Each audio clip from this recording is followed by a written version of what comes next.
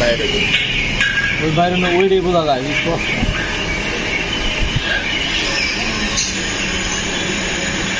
ছিল চিপস বানাবো তার আবার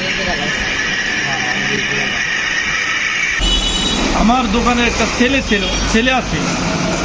ছেলে আনুমানিক 9টার সময় সে দোকান খুলছে। দোকান খোলার সাথে সাথে দেখে 2 শাটার খোলার পরে দেখে 3 শাটারতে খুলতে গেছে। খুলতে যায় দেখে 3 শাটার ওইখানে তালা কাটার পরে দোকান খুলছে। আমি কিছুক্ষণ পরে আসছি, আয়সা বলছে, আমার দোকানের ছেলে বলছে এই দোকানের শাটার এরকম তালা খোলা ছিল, এরকম কাটা। পরবর্তীতে আইসে আমি সিসিটিভি ফুটেজ পরীক্ষা করে দেখি একটা চোর ঢুকছিল। চোর ঢুকে দেখি আমার এখান থেকে নগদ টাকা আনুমানিক 70 থেকে 80 হাজার টাকার মতো নিয়ে গেছে। আর প্লাস এখান থেকে আমার দামি অনেক জিনিসপাতি নাই, আনুমানিক 1.5 থেকে 2 লক্ষ টাকার মতো এরকম জিনিসপত্র চুরি হয়ে গেছে। ক্যাশ থেকে নগদ টাকা নিয়ে গেছে।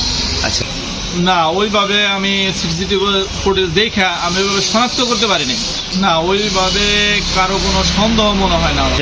হ্যাঁ, বণিকের সভাপতিকে জানাইছি, সেক্রেটারি জানাইছি, চেয়ারম্যানকে অবগত করছি, আমি পৌরসভার চেয়ারম্যানকে অবগত করছি, জানাইছি।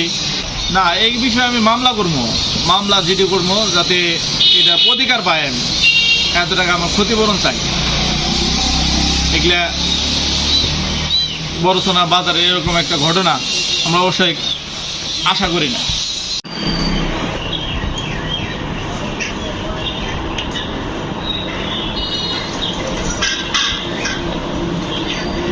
দোকানে এসে মনে হলেন 2 শাটার খুলছি, তাও 3 শাটারে আসছি যে তালা ভাঙ্গা।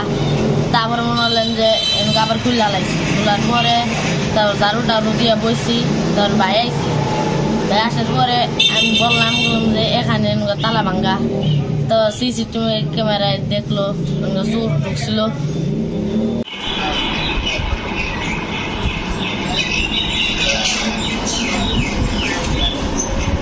দেখা রয়েছে না? আচ্ছা,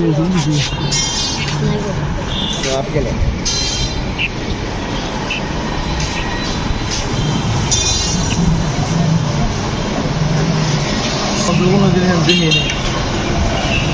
দোকানে যে বলছি বই এই করছি। কোনদিন যাবো? হ্যাঁ,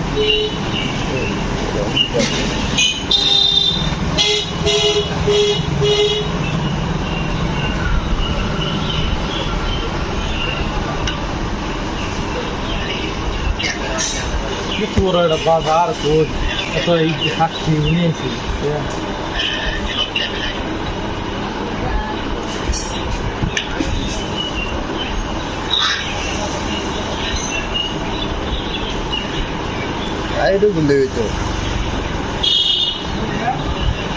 ভিতরে ঢুকে পড়ে যে বাইরে অন্য যে বোঝা যায় কি ভিতরে